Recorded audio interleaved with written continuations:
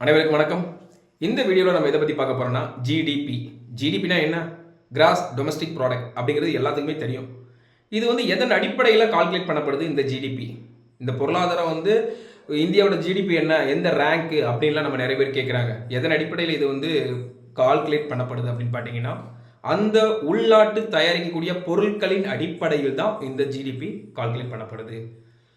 ரெண்டு விஷயம், ஒன்று உற்பத்தி, இன்னொன்று சேவைகள். அதாவது உற்பத்தி அப்படின்னா குண்டூசில் தயாரிக்கிறதுலேருந்து ஏவுகணை தயாரிக்கிற வரைக்கும் அதை எந்த அளவுக்கு தயாரிக்கிறாங்க, அதன் மூலம் எவ்வளோ டேர்ன் ஓவர், எவ்வளோ ரெவன்யூ வருது, அதை பொறுத்து இந்த ஜிடிபி கால்குலேட் பண்ணப்படுது. என்ன ஒன்று சேவைகள். என்ன சர்வீஸ் ஓரியன்டா, மளிகை கடையிலிருந்து பெரிய பெரிய நிறுவனங்கள் வரைக்கும் ஒரு பொருளை வாங்கி விற்று அதன் மூலம் எவ்வளோ டேர்ன் ஓவர் வருது, எவ்வளோ ரெவன்யூ வருது அப்படிங்கிறத பொறுத்தும், தனி மனித வருமானம், கவர்மெண்ட் மூலம் கூடிய வருமானம், அப்புறம் பார்த்தீங்கன்னா நம்மளோட நிறுவனங்கள் மூலம் வரக்கூடிய வருமானம், இந்த இது அடிப்படையிலும் கால்குலேட் பண்ணுறது.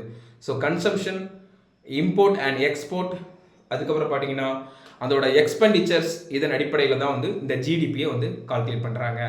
ஸோ ஒரு பொருளோட உற்பத்தி எவ்வளோ அளவுக்கு உற்பத்தி பண்ணுறாங்க அப்படிங்கிறத பொறுத்து, அதாவது ஒரு ஃபினான்ஷியல் இயரில், ஒரு ஃபினான்ஷியல் இயர்னா என்ன அப்படின்னா ஏப்ரல் 1 மார்ச் 31 வரைக்கும் ஒரு ஃபினான்ஷியல் இயரை கால்குலேட் பண்ணுறாங்க.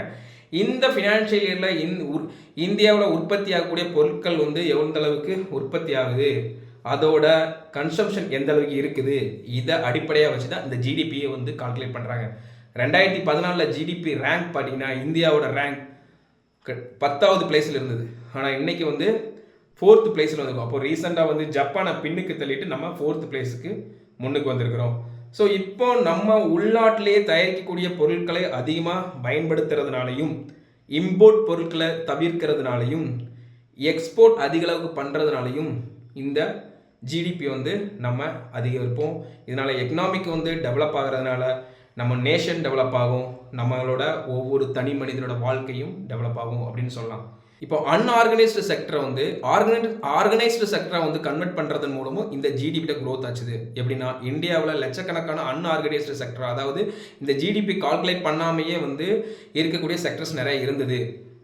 அதை இப்போ ஒரு ஜிஎஸ்டின்னு ஒரு நார்மலைஸ் பண்ணி அந்த ஜிஎஸ்டியை எல்லாருமே எல்லா கம்பெனிஸ், சின்ன சின்ன நிறுவனங்களும் பயன்படுத்தணும் அப்படின்னு அந்த பயன்பாட்டுக்கு கொண்டு அவங்க பண்ணக்கூடிய டேர்ன் ஓவர்ஸ், அவங்க பண்ணக்கூடிய ரெவன்யூமே இந்த ஜிடிபியில் கால்குலேட் பண்ணுறதன் மூலமும் கூட நம்மளோட ஜிடிபி க்ரோத் ஆச்சுது. ஏன்னா இந்தியா ஒரு மிகப்பெரிய நாடு. அப்போ இன்னும் இந்த இதை முழுமையாக இம்ப்ளிமெண்ட் பண்ணுறதன் மூலமும் எல்லா பகுதியில் அன்ஆர்கனைஸ்டு செக்டரை ஆர்கனைஸ்டு செக்டரை கம்ப்ளீட்டாகவே சேஞ்சஸ் ஆகும்போது இன்னும் க்ரோத் ஆகும். தேங்க்யூ.